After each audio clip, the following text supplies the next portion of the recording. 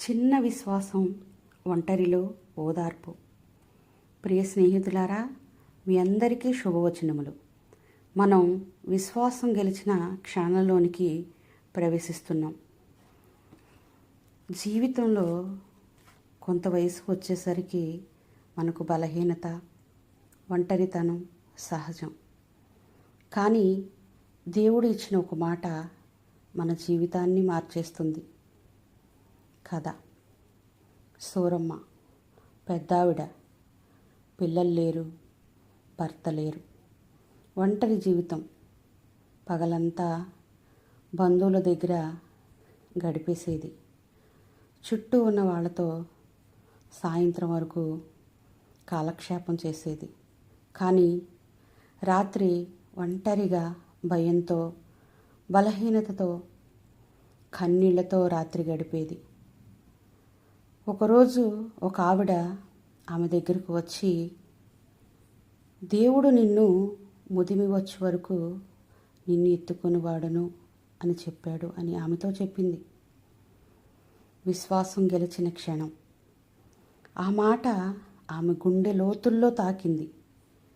నేను ఒంటరిగా లేను, యేసయ్య నా ముదిమి వరకు నన్ను మోసేవాడు అని గట్టిగా నమ్మింది.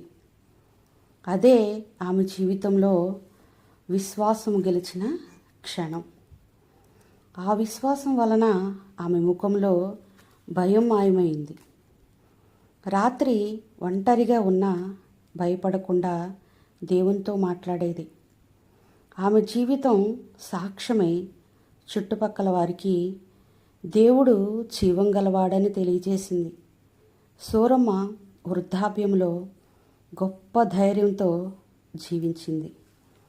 ఒక ధైర్యం వచ్చింది, ఒక సంతోషం కలిగింది, ఒక నిబ్బరం వచ్చింది, ఒక ఆధారం యేసయ్యలో కనబడింది. యెషయా గ్రంథం 46వ అధ్యాయము 4వ వచనం. ముదిమి వచ్చే వరకు నిన్ను ఎత్తుకుని వాడను నేనే తల వెంట్రుకలు నెరయి వరకు నిన్ను ఎత్తుకొని వాడను. నేనే చేసి ఉన్నాను, చంక పెట్టుకుని వాడను నేనే, నిన్ను ఎత్తుకొని రక్షించువాడను నేనే. ప్రార్థన.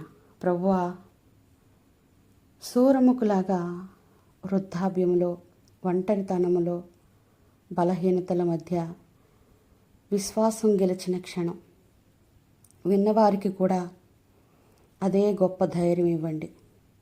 ముదిమి వచ్చే వరకు నువ్వు మోసి రక్షించే దేవుడు.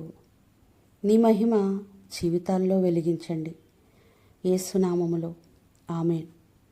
ప్రియ స్నేహితులారా, మరలా మనం విశ్వాసం గెలిచిన క్షణాల్లోనికి కలుసుకునే వరకు దేవుని సమాధానం మీ అందరికీ తోడై ఉండునుగాక. దేవునికే మహిమ.